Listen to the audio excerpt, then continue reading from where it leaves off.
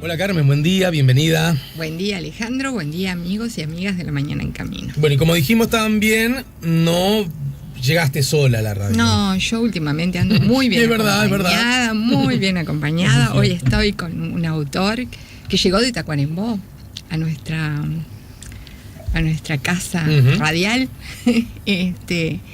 que bueno, que tengo la suerte de haber podido publicar una de sus obras, la primera de sus obras será.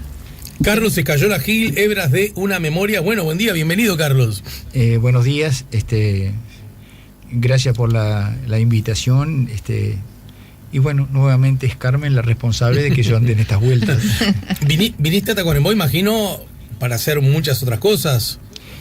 Bueno, lo que pasa que para ustedes... Viniste a Montevideo, perdón. Sí. De Tacuarembó. Ya me ubiqué en Tacuarembó yo. Sí, lo que pasa que para ustedes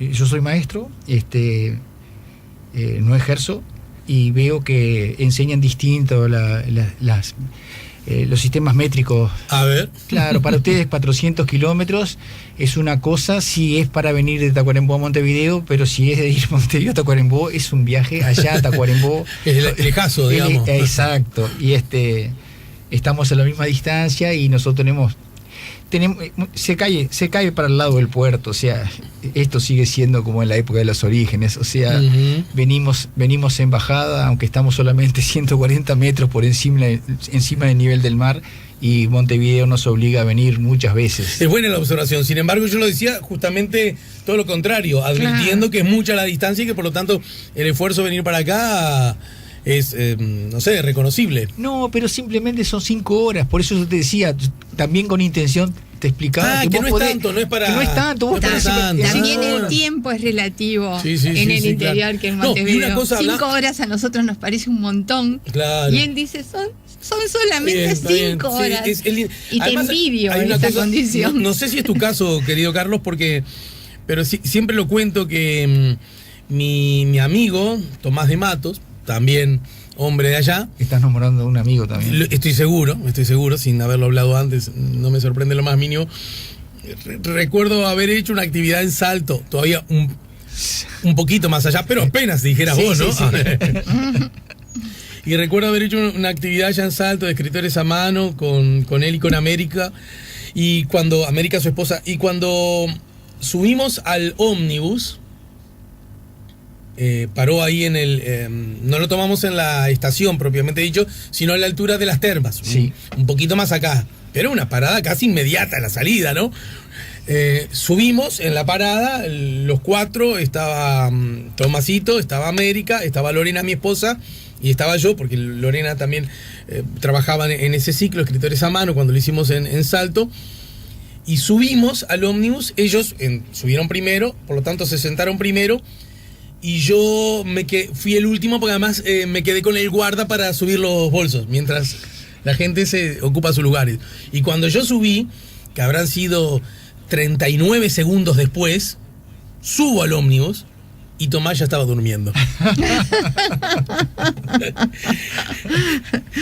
Que el ejercicio que hace mucha gente del interior de... Entre otras cosas, decir, 5 horas, perfecto, las duermo, pero las duermo desde el segundo 1. Que a mí me quedó asombrada, me asombró, entonces le dije, ¿a vos te ocurre eso también? No, qué envidia que tengo, porque... Pero pará, que son muchos de tus pequeños compatriotas. Bueno, yo soy un envidioso, lo que pasa es que solamente sé dormir acostado, entonces, ¿qué pasa? Pero coincidís conmigo que son muchos, ¿no? De que hacen así. Sí, tienen ese privilegio. ¿Verdad? Tienen ese privilegio, es verdad. Generalmente, nos llevan una ventaja. Es verdad que sí, seguro. Claro. Bueno, yo hoy conté más temprano hablando de vos, Carlos, que en efecto, tal como dijiste, sos maestro, que siempre viviste en Tacuarembó, excepto el tiempo que tuviste, buscás una imagen casi como una guiñada cómplice, preso en el penal de Libertad, supongo, ¿no? Fue mi deducción. Sí, correcto. No es un eufemismo, simplemente que a veces algunas cosas las tomo más así nomás como decís vos, o con picardía o con complicidad, quitándole dramatismo, es decir... Sí, lo entendí en esa dirección. Y estuve, sí. Pero también me vi obligado a la gente de darle a entender, exacto, ¿no? Porque... Sí, demorado por un trámite, ¿viste? Y fueron 7 años. Un tiempo largo. Bueno, y si bien tal como dijiste recién, sos maestro de profesión. En realidad has trabajado de muchas cosas, ¿verdad? Y hoy día, incluso por eso Anabela te dijo hace un ratito en los pasillos, adiós colega, ¿no? Sí, exacto. Porque también te dedicas a la fotografía social. Sí, desde hace... En realidad, la pasión de la fotografía se convirtió luego en, increíblemente, como la mayoría de las cosas que me han sucedido no planificadas, como la mayoría de las cosas que me han sucedido no planificadas, pasó a ser desde hace unos 15 años mi medio de vida. Uh-huh. Y entonces sí estoy dentro de lo que es la fotografía social, porque es donde en la fotografía se hace la caja, como decimos nosotros. De pronto algún amigo que hace fotografía hoy y que hoy nos vamos a reunir, a veces pregunta y dice, pero ¿qué fotografía te gustaría hacer? Y ese es otro lío, ¿verdad? O sea, hoy uno hace lo social porque de repente es un producto que se paga bien, y bueno, y es con el que logro mi sustento. Bien, y aparece hebras de una memoria sobre el cual me gustaría, Carmen, que nos dijeras 2 o 3 comentarios, 2 o 3 palabras. Bueno, yo dije en la presentación y vuelvo a reiterar que Carlos Escayola es un narrador oral que escribe. Está bueno eso. Porque tiene toda la impronta del narrador, toda la gracia, toda el encanto de la narración oral, que él consigue llevarlo a la escritura sin que se pierda eso, ¿no?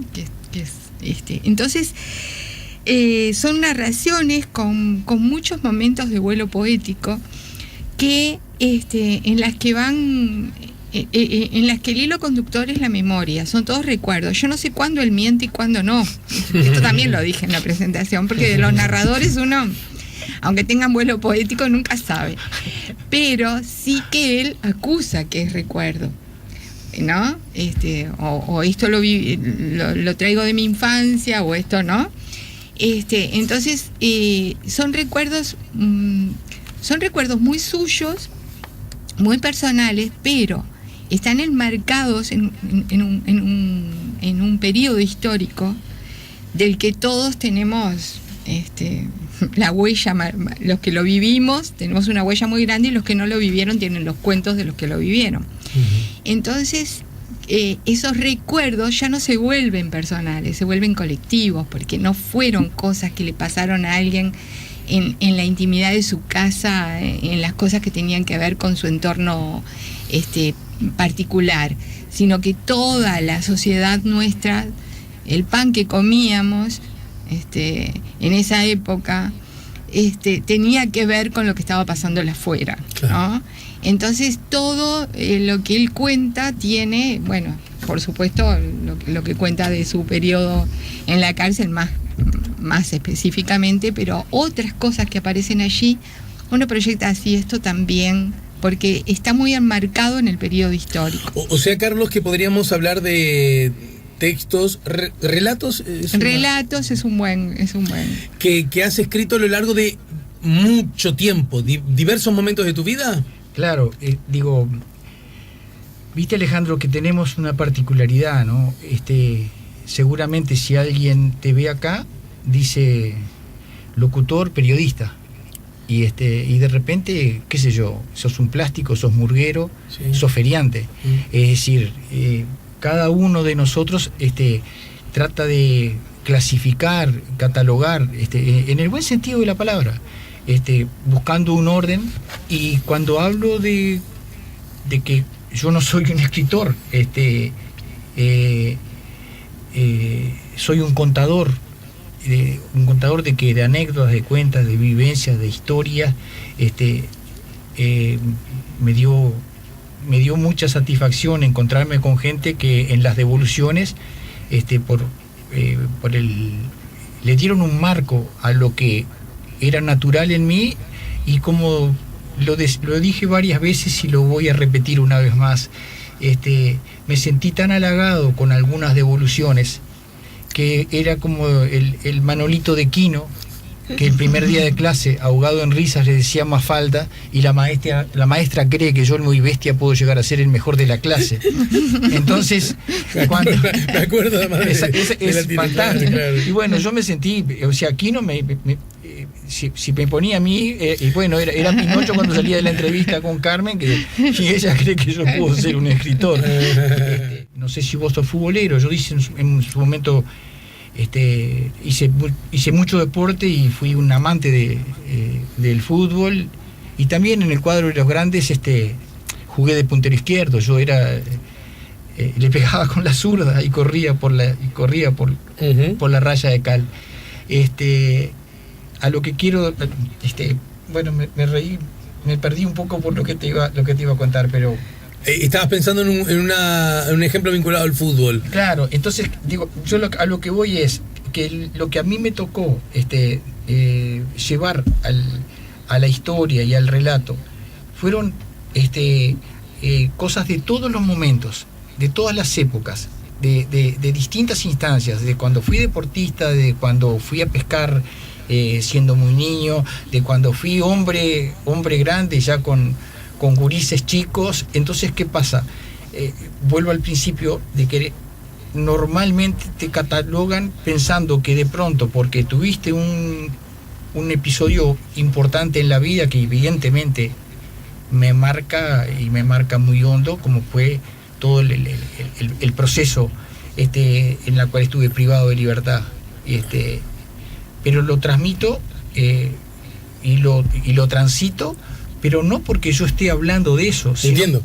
Porque es una parte. Porque en ese momento, cuando me toca salir otra vez a la libertad, yo llevaba la cuarta parte de mi vida preso. Uh-huh. Entonces, hoy por suerte he vivido más y ese porcentaje de tiempo se achicó. Ha disminuido. Esperemos que se siga achicando. Sí, todo indica que sí.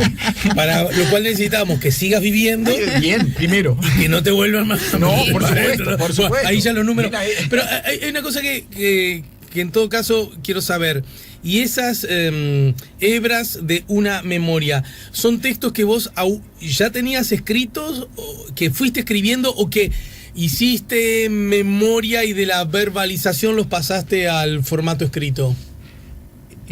Estuvieron escritos como cosa bruta, sin el pulido y sin el aporte que nos llevó. Yo siempre le reconozco a Carmen el acompañarme y lo respetuosa que fue del estilo, incluso porfiándole algunas cosas que un día le termino diciendo: yo me entiendo, sí, pero esto no es para vos. Entonces, o sea, claro, con mucha sencillez. Pero a lo que quiero decir, lo que quiero ir es, sí llegó un momento en que a mí me cayó la ficha, y me cayó la ficha con un pensamiento que aparece,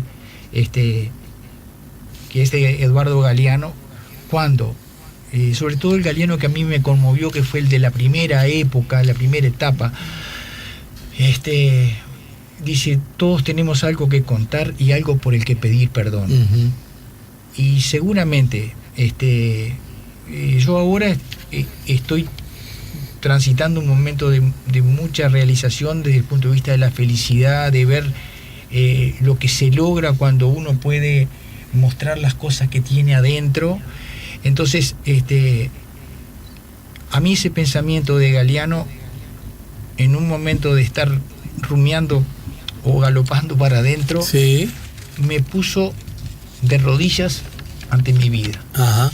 Y eso me llevó a que historias que se me venían a la cabeza, porque de repente en mi bicicleta yo decía, porque siempre le puse título a las cosas, ¿no? Y decía: las lombrices. Y de repente ahí me acordaba de ese niño que de repente buscaba lombrices y contaba de mi infancia allá cuando tenía 6 años. De repente otro día, siempre también disparado con ese pensamiento de Galeano, me acordaba de don Eugenio, el abuelo, en todos los episodios que teníamos en ese cerco de alambre, que todas las mañanas siempre había un cruce y había un destello de alegría, a veces una simple mirada y era el saludo. Al decirse Maya en la poesía, dice: en una simple mirada un frágil puente se construye. Y de repente el abuelo fue un personaje que yo lo fui escribiendo en las bicicleteadas, en el deporte. Entonces cuando toma forma, bueno, sí hago un borrador, sí los escribo, hasta que me di cuenta que sentía, no pudor, quizá algo más, vergüenza. Me daba cuenta que era como que me estuviera desnudando, porque yo las cosas que estaba escribiendo allí las había escrito sin filtro. Y si tomo como buena la consigna que vos recogiste de Eduardo Galeano, todos tenemos algo que contar y algo por qué pedir perdón, y teniendo en cuenta que estos textos, estos relatos cuentan algo, me atrevo a preguntar, ¿y también son una forma de pedir perdón? Es una linda pregunta. Yo creo que primero los relatos hablan de tejidos en su etimología. Recordar también en la etimología es volver a poner algo en el corazón. Seguramente la manera, cuando uno se plantea filosóficamente entrar a un... Yo disparo mucho a las discusiones sobre el bien y el mal, sobre la violencia, la no violencia, es decir, no son entelequias. Para mí, la vida es el ejemplo de lo que uno realmente es. Entonces, ¿qué pasa? Así como el pensamiento de Galeano a mí me sacudió las piolas, o sea, me movió el esqueleto. Sí. Y en ese conmoverme, yo sentí la necesidad de que es verdad, todos tenemos algo que contar. Y evidentemente, si bien en un periodo muy importante de mi vida el racionalismo marcó mi conducta, me condicionó, también hubo un crecimiento en la parte espiritual que a mí me permitió soltarme de algunas ataduras. Entonces, ¿por qué te digo esto?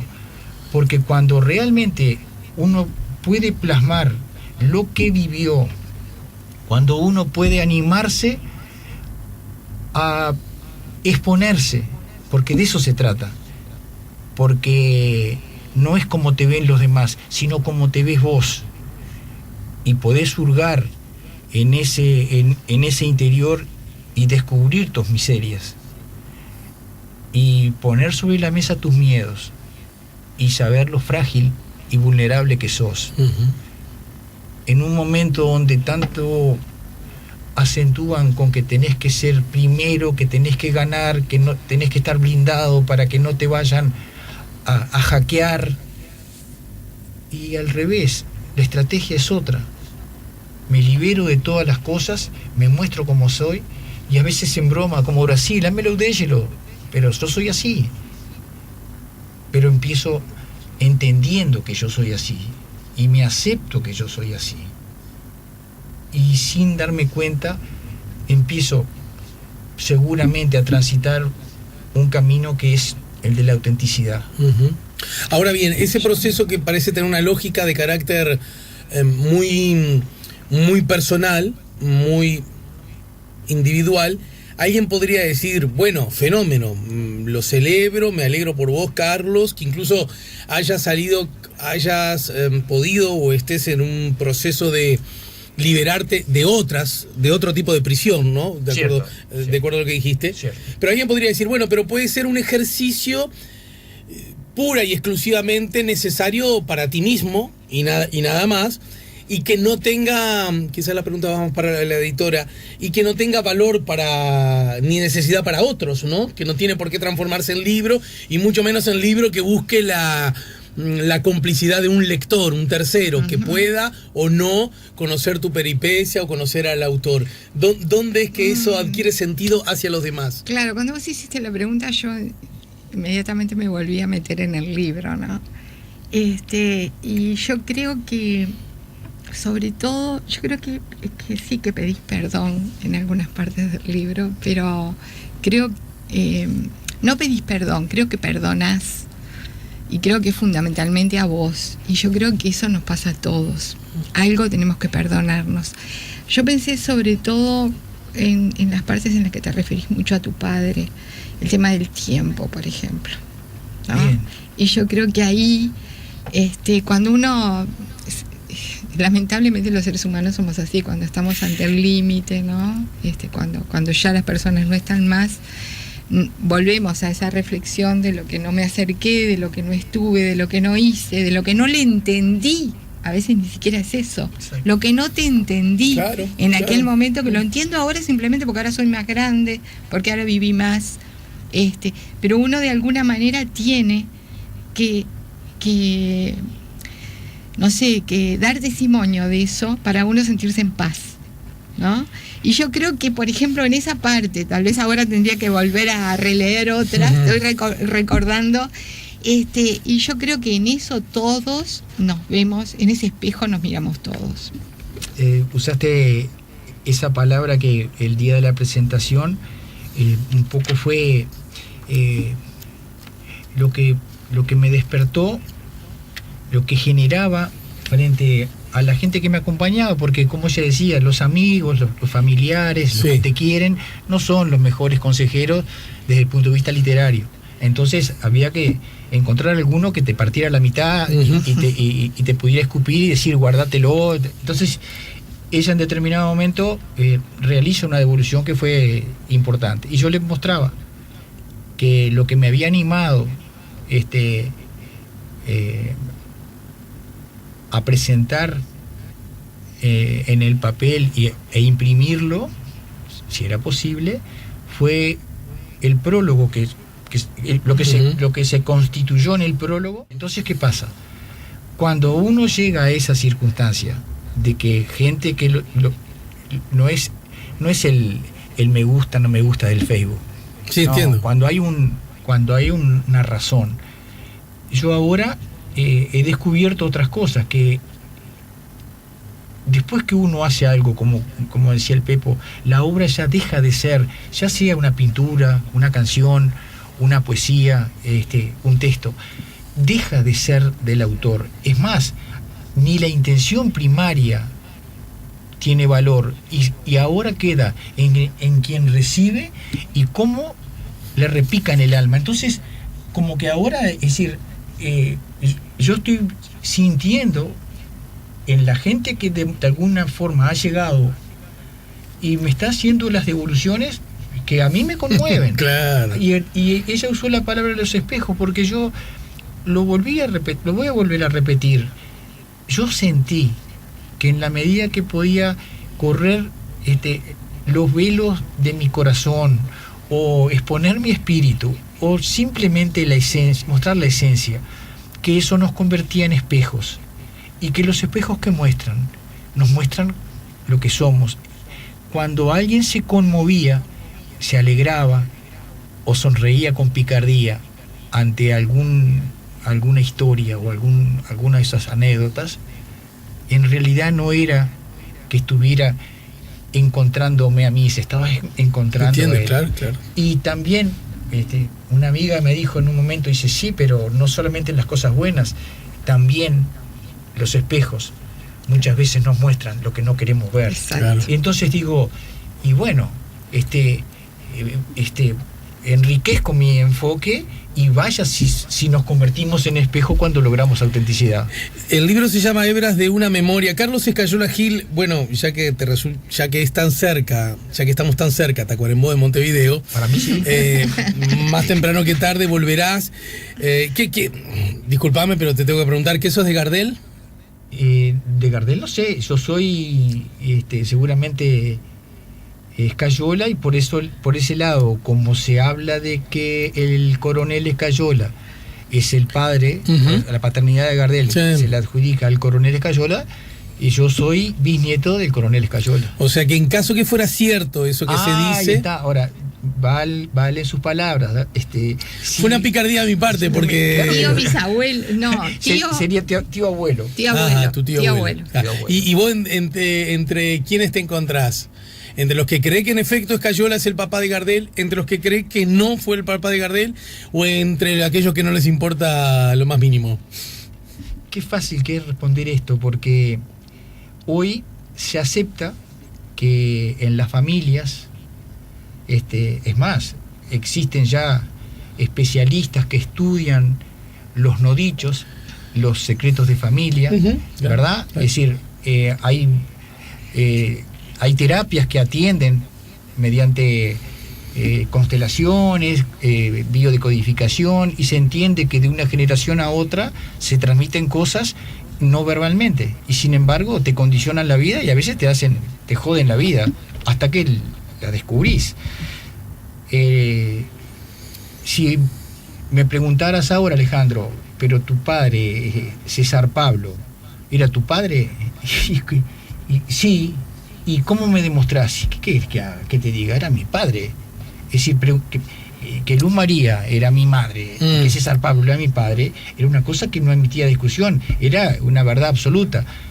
Nosotros crecimos en una familia donde no se hablaba, porque había otra historia, pero vaya si tenemos claro que era de la familia. Bien, era de la familia. Para mí sí. Bien. Y tiene que ver, porque quiero cerrar con Nieta Mujer. Este es un relato corto. Sí, es cierto. La barriga crecía más rápido ahora, pero nunca como los rumores. Todos sabían, menos el abuelo. Cuando el abuelo se entere, hombre de campaña, ya mayor, chapado a la antigua, los murmullos del barrio auguraban desenlaces teñidos de roturas de jarros que hacen de madres solteras pedazos de gente. La panza estaba por salir del anonimato cuando ella lo encaró como mujer en el patio de los Naranjos. No estuve allí. No sé cómo se lo dijo, ni qué expresión tenían sus ojos. En el patio de tierra, la mujer miraba hacia el piso, envolviendo con los dedos alguna punta de su blusa para destorcerla después. Al fin lo pudo decir, y sintió aletear su pecho, y entonces sí, lo miró a los ojos como siempre y encontró el abrigo del abuelo. Casi se tocaban, callados. El silencio tibio y bueno los acercó más.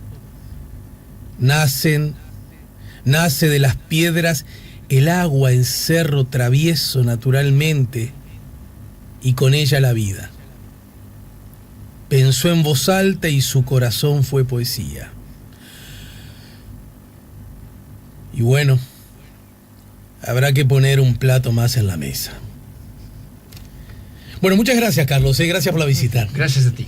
Hebras de una memoria de Carlos Escayola Gil, de Rumbo Editorial. ¿Cómo hago para conseguir este libro? Yo no, porque ya me lo regalaste vos. Ay, quería tapar en vos. Ah, bueno, pero queda ahí nomás. Queda ahí nomás. En un ratito acaba de decir el autor. Un ratito de 5 horas llegan. Por ahora es así, digamos. Por ahora es así. Yo sé que lo vamos a tener distribuido por Guzzi. Pero sí. Ya confesó ya me di cuenta de ante, todo. Sí, ante micrófono que es un poco terco. Es un poco terco. Yo le tengo paciencia. Pero para que dijo una cosa, y es que a veces, para que las cosas salgan bien, necesitamos que otros y que saben del asunto nos digan alguna cosa más, ¿no? Todo eso. A lo mejor estamos todavía en ese proceso. Va a pasar. No tenía los datos, mirá, lo dije, pero la bien seguida la jugada, ¿eh? Totalmente. Ese también es tarea de así la que es cuestión de esperar un ratito. Bueno, muy bien. Y bueno, y los quiero invitar para el lunes, como siempre. Sí, claro, las presentaciones de los lunes.